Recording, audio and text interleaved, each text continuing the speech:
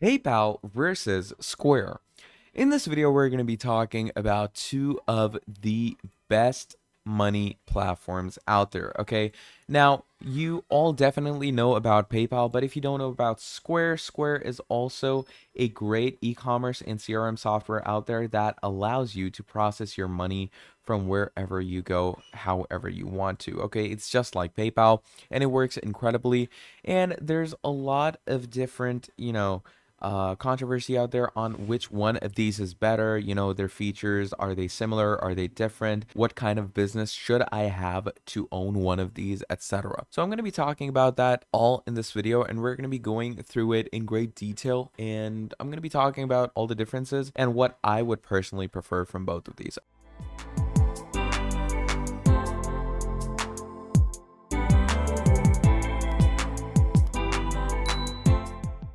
Now, while they both allow you to process payments and charge similar fees, they have key distinctions that will make a huge difference, okay?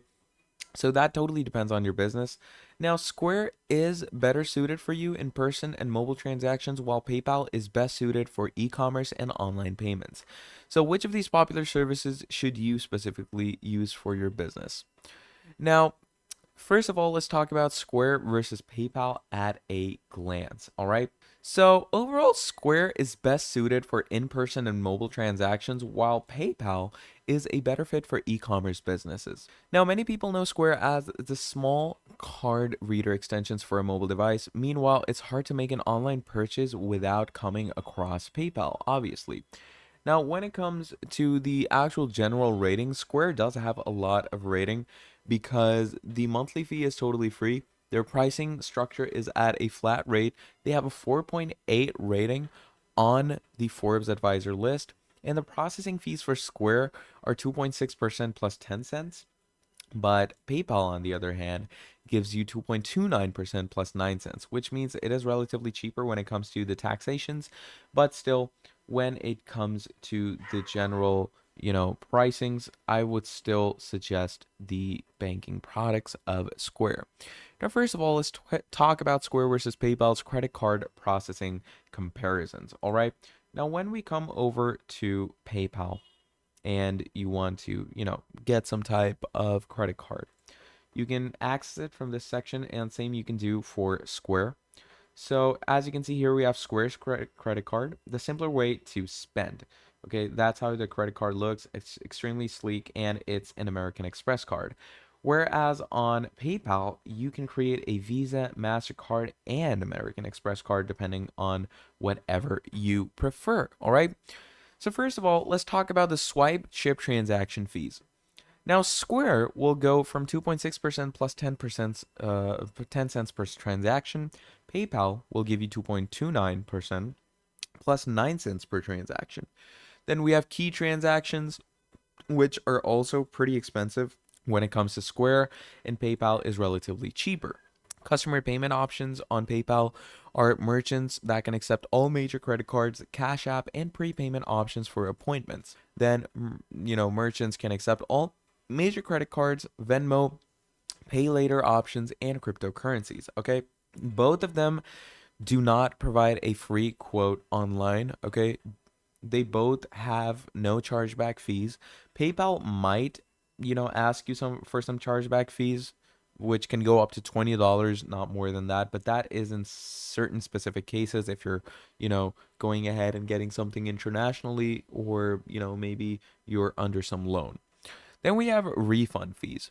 When you're refunding on Square, you have no fees. So when a merchant issues a refund, the customer receives their full payment and the merchant receives the transaction fee in return. PayPal, on the other hand, gives you a customer that receives the full cost of a service, but the merchant does not receive the transaction fee in return. You also have great software integrations when it comes to this software because Acuity, scheduling, GoDaddy websites, and marketing, Wix, WooCommerce, JotForm, and more are provided. When it comes to PayPal, you have WooCommerce, Magento, Wix, BigCommerce, GoDaddy, and a whole lot more. Now we have international fees. So Square has no additional fees for international credit cards. PayPal, on the other hand, has additional 1.5% for all commercial transactions. All right. So Square's fee for swipe chip transactions is a 2.6 plus 10 cents per transaction, while PayPal starts at 2.29 plus 9 cents, goes up depending on your package. Now, besides the difference in transaction fees, there are other variations in fees to be aware of. So keep in mind that PayPal charges a $20 fee for chargebacks while Square does not. So additionally, PayPal charges an extra 1.5% for international transactions while Square does not do that. So finally, PayPal does not refund the merchants that transaction fee when a customer issues a return, while Square does return the transaction fee to the very own merchant that is accessing their card and whatnot. So regardless, PayPal is the leading company for e-commerce, but I would still say that company offers way more for customers to pay, including cryptocurrency and a whole lot more. Plus, customers recognize the PayPal name, which makes it more likely they will follow through with the payments online. Now, when it comes to Square and PayPal's POS comparison, first we have transaction fees. All right. So, when it comes to Square, you have no monthly fees, 2.6% plus 10% per transaction. Then we have PayPal, where you have no monthly fees, card present transaction costing 2.3% plus 9 cents, in manual card entry, which is 3.5% plus 9% transaction. Okay, so there's a lot to play at and a lot to work with. So in general, Square, I'd say, is a much better option to accept in-person payments, while PayPal is a better option for e-commerce and online payments. Where both Square and PayPal were rated one of the top 10 POS systems in 2024, but Square received a significantly higher score for the checking, savings, and loans. Now, one of the biggest differences between these two companies is that Square offers more business tools such as employee management, while PayPal's features are limited to payment. Now, Square has a feature to schedule appointments within the app so that you can integrate your calendar with your payment platform. Customers can book online and you can send them reminders through the app, where the software also enables you to keep client credit cards on file and schedule prepayment before visits. PayPal's transaction fees are listed as lower for card present transactions, okay? And PayPal does have more additional fees that are less apparent and harder to account for. So the first card reader Square gives you is free. After that, each additional card reader is $10. And with PayPal, card readers cost $29 and $79 for each additional device. So the bottom line, in my opinion, is, definitely that Square is a better option for the small businesses out there that focus on in-person transactions. So if you plan to receive payments primarily online, PayPal will more likely suit all of your needs. But Square offers business management tools as a part of its POS system, while PayPal is much simpler. So additionally, PayPal issues more fees than Square, such as a $20 chargeback fee and higher fees for international credit cards.